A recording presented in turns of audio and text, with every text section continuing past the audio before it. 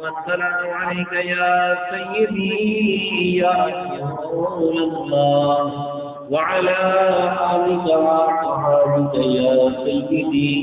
يا حبيب الله الصلاة والسلام عليك يا سيدي يا رحمة للعالمين وعلى آلك وصحبك يا سيدي يا محمد صلى الله تعالى عليه وسلم نغمہ مجاہدات کہانی نغمہ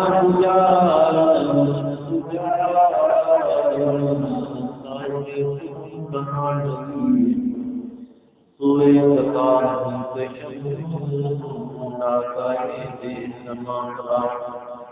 ہزار سال دیکھنے کے ہوتی ہے بڑی مشکل سے ہوتا ہے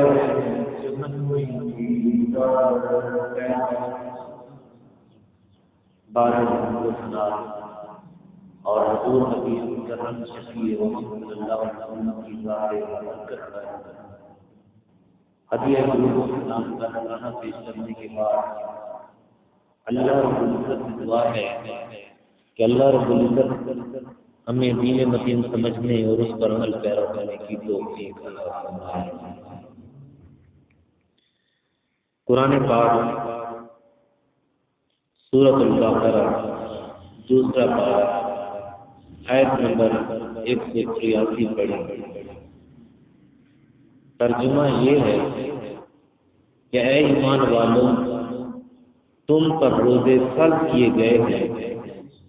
جس طرح تم سے پہلے لوگوں پر فرض کیے گئے تھے۔ اس آیت مبارکہ میں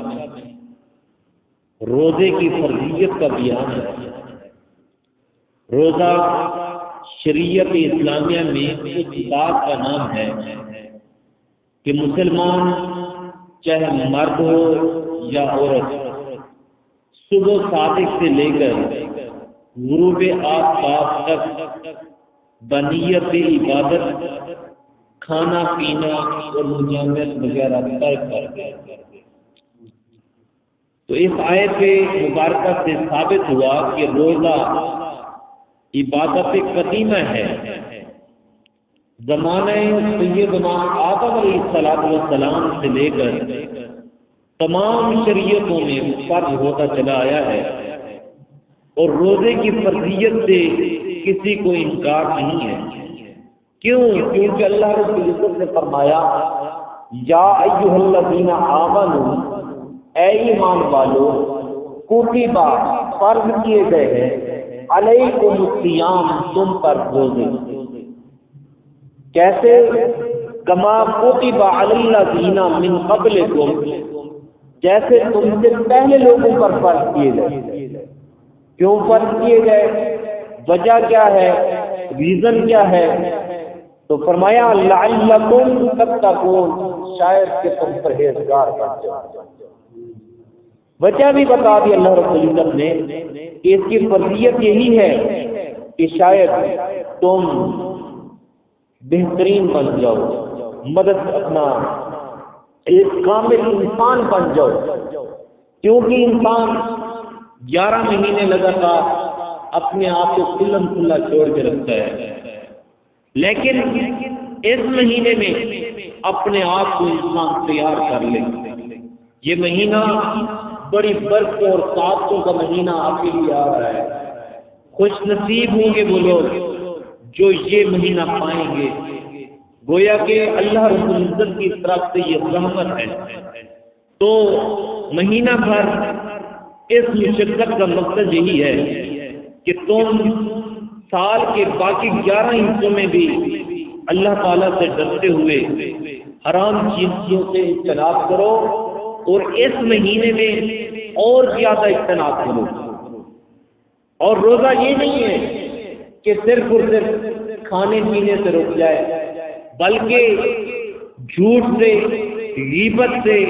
بد نظری سے، فحش کلامی سے، گالم گلوچ سے، تمام پر جتنی بھی برائیاں ہیں تمام سے مٹنے کا نام روزہ ہے۔ اور حضور نبی اکرم شفیع امت صلی اللہ تعالی علیہ وسلم نے اس بارے میں واضح کلمات فرمائے۔ آپ علیہ الصلوۃ والسلام نے ارشاد فرمایا، من لم یدع قول الزور والعمل به فلیس للہ حاجۃ فی ان یدع طعامہ وشرابہ۔ حضور علیہ الصلوۃ والسلام نے فرمایا، جس نے روزہ رکھنے کے باوجود جھوٹ اور اس پر عمل نہیں چھوڑا تو اللہ تبارک و تعالیٰ کو اس کے بھوکے رہنے یا پیاسا رہنے کی کوئی حاجت نہیں، کہ بھوکا رہے پیاسا رہے اور ادھر سے جھوٹ بولے تو ایسے روزے کا کوئی فائدہ نہیں ہے۔ اور اسی طریقے سے حضرت علی المرتضیٰ شیر خدا انہوں نے فرمایا، ان سے روایت ہے کہ ان الصیام لیس من الطعام والشراب ولکن من الکذب والباطل واللغو۔ حضور علیہ الصلوۃ والسلام نے فرمایا، روایت ہے حضرت علی المرتضیٰ شیر خدا سے کہ روزہ صرف کھانے پینے سے بعد رہنے کا نام نہیں ہے، بلکہ روزہ جھوٹ، گناہوں اور بیکار چیزوں سے بچنے کا نام ہے۔ لہذا چاہیے کہ اس مہینے کی تیاری کے لیے ابھی سے شروع ہو جائے، اس کی تیاری کے لیے، اور نمازوں کی پابندی کرے، اپنی زبان کی حفاظت کرے، غیبت سے بچے، چغلی سے بچے، گالم گلوچ سے بچے، اور ان چیزوں سے بچے اجتناب کرنا شروع کر دیں۔ اور حضرت سیدنا جابر بن عبداللہ رضی اللہ تعالیٰ عنہ سے روایت ہے، فرمایا کہ اذا سنتا فلیسم سمعک وبصرک ولسانک عن الکذب والمحارم ودع ذا الخادم ولیکن علیک وقار وسکینۃ یوم صیامک ولا تجعل یوم فطرک وصومک سواء۔ فرمایا جب تم روزہ رکھو تو اپنے کان، آنکھ اور زبان کو جھوٹ اور دیگر گناہوں سے روکے رکھو، اور اپنے خادم اور اپنے ملازم کو اذیت دینے سے باز رہو۔ اللہ تبارک و تعالیٰ نے اور روزے میں وقار و اطمینان سے رہو، رمضان اور غیر رمضان میں ایک جیسے مت رہو، یعنی ایسا نہ کرو، ایسا نہ ہو کہ روزے رکھ کر انسان دوسروں کے لیے اذیت کا باعث اور دوسروں پر بوجھ بنے، بلکہ دوسروں کے لیے آسانیاں پیدا کرو، تو کل قیامت والے دن اللہ رب العزت تمہارے لیے آسانیاں پیدا کرے گا۔ اور روزے دار بعض اوقات کیا کرتے ہیں، وہ موبائل استعمال کرنا شروع کر دیتے ہیں، فضولیات اور بے حیائی کی ذرائع اور فحش اور منکرات پر مبنی لٹریچر وغیرہ دیکھنے اور آڈیو سننے اور ویڈیو کلپس وغیرہ سننے میں اپنا وقت ضائع کر دیتے ہیں۔ اس سے بہتر ہے کہ انسان اللہ رب العزت کی حمد و ثنا کرے، حضور علیہ الصلوۃ والسلام کی ذات بابرکت پر درود و سلام کے نذرانے پیش کرنا شروع کر دے، تو یہ زیادہ بہتر ہے۔ بلکہ کچھ لوگ ایسے ہوتے ہیں، اپنے امور سارے کے سارے تمام امور چھوڑ کے صرف اور صرف ویڈیو کی طرف لگ جاتے ہیں، خوش کلام کے ساتھ لگ جاتے ہیں، تو اس سے انسان رک جائے، کیونکہ روزہ نام ہے اللہ رب العزت کی بابرکت ذات پر بے پناہ ان کی تعریف کرنے کا، اور حضور نبی اکرم شفیع امم صلی اللہ علیہ وسلم کی ذات بابرکت پر بے پناہ درود و سلام کے نذرانے پیش کرنے کا، اور حضور نبی اکرم شفیع امم صلی اللہ تعالی علیہ وسلم کی اس بارے میں بے شمار روایات کی ہیں۔ اور حضور علیہ الصلوۃ والسلام نے فرمایا، فمن کان منکم مریضا او علی سفر فعدۃ من ایام اخر، اگر تم میں سے کوئی مریض ہے، روزے نہیں رکھ سکتا، یا پھر سفر پہ ہے پھر روزے نہیں رکھ سکتا، تو پھر بعد میں اس کو لوٹائے۔ اور حضور نبی اکرم شفیع امم صلی اللہ علیہ وسلم نے رمضان کی آمد کے بارے میں فرمایا اذا دخل رمضان، جب رمضان المبارک کا بابرکت مہینہ آ جاتا ہے، فتحت ابواب الجنت، حضور علیہ الصلوۃ والسلام نے فرمایا کہ جنت کے دروازے کھول دیے جاتے ہیں۔ وغلقت ابواب جہنم، اور جہنم کے دروازے بند کر دیے جاتے ہیں، وسلسلت الشیاطین، اور شیاطین کو جکڑ دیا جاتا ہے۔ یعنی جب رمضان شریف کا بابرکت مہینہ نازل ہوتا ہے، آتا ہے، تو پھر اللہ تبارک و تعالی کا کتنا رحم ہے، کتنا کرم ہے، فرمایا کہ جنت کے دروازے کھول دیے جاتے ہیں، جہنم کے دروازے بند کر دیے جاتے ہیں، اور شیاطین کو جکڑ دیا جاتا ہے، اور گویا کہ تمام تر راستے نیکیوں کے وہ آسان کر دیے جاتے ہیں۔ اور جو رمضان شریف کے بابرکت مہینے کی قدر نہیں کرتا، اس کا احساس نہیں کرتا، تو گویا کہ انسان کا اپنا جو نفس ہے، وہ جو شیطان ہے، تو گویا اپنے نفس کی طرف سے ہے، تو اس کا کوئی عمل شیطان کی طرف سے نہیں ہے۔ اور ایک اور مقام پر حضور نبی اکرم شفیع امت صلی اللہ علیہ وسلم نے فرمایا اذا ناسیہ، جب انسان بھول جاتا ہے رمضان شریف کے بابرکت مہینے میں، فاکلا، یا پھر رمضان شریف کے مہینے میں بھول کر اس سے کچھ کھا لیا، وشاربا، یا پھر پی لیا، پینے کے بعد فلیتم صومہ، حضور علیہ الصلوۃ والسلام نے فرمایا وہ اپنا روزہ جو ہے وہ پورا کرے۔ بیٹا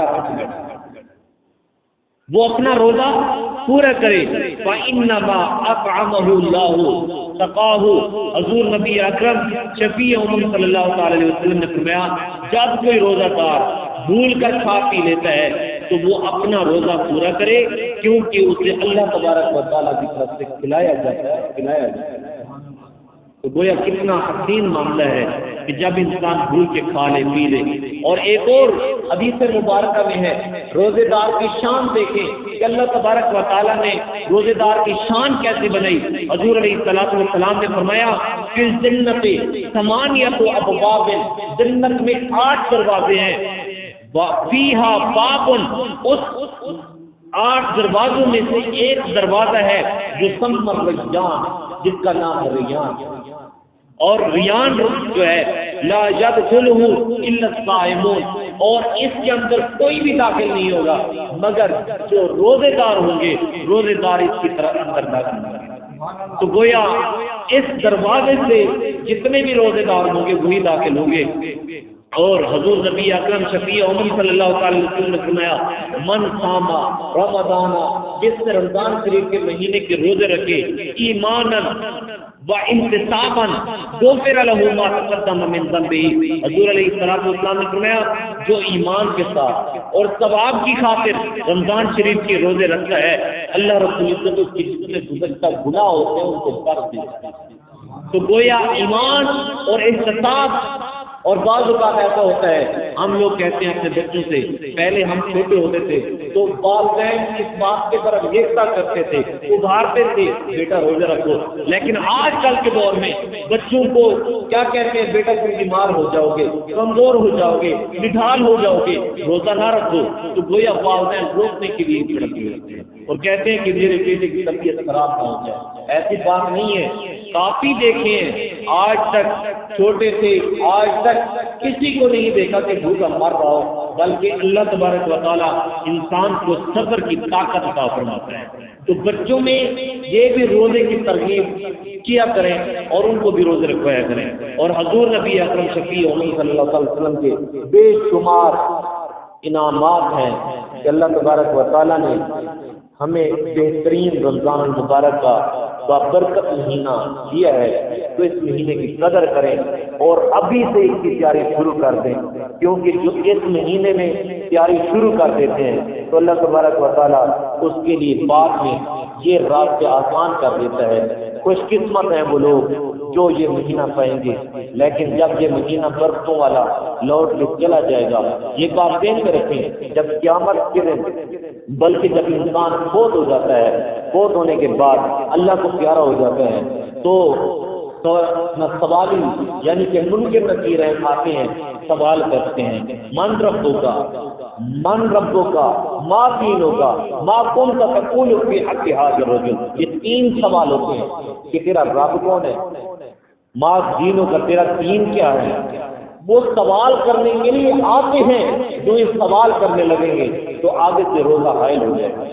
روزہ حائل ہو جائے گا، وہ دائیں طرف جائیں گے روزہ دائیں طرف آ جائے گا، وہ بائیں طرف آئیں گے روزہ بائیں طرف آ جائے گا، یہاں تک کہ اس کو سوال نہیں کرنے دیں گے۔ یہ ممکن نکیر ہیں، واپس لوٹ کے اللہ رب العزت کی بارگاہ میں جاتے ہیں، اے پروردگار ہم سوال کرنا چاہتے ہیں لیکن آگے سے روزہ حائل ہو جاتا ہے، کیا کروں؟ تو اللہ تبارک و تعالیٰ فرمائے گا اے فرشتوں اس کو چھوڑ دو۔ یہ دنیا کے اندر رمضان شریف کی قدر کرتا تھا اور روزے دار رہتا تھا، روزے کی وجہ سے وہ روزہ اس کی مصیبت میں کام آ رہا ہے، تو گویا وہ سوال نہیں کرنے دیتا، تو گویا اس کی قبر کو جنت کی پھلواری میں سے پھلواری بنا دو اور جنت میں کالا مقام عطا فرما۔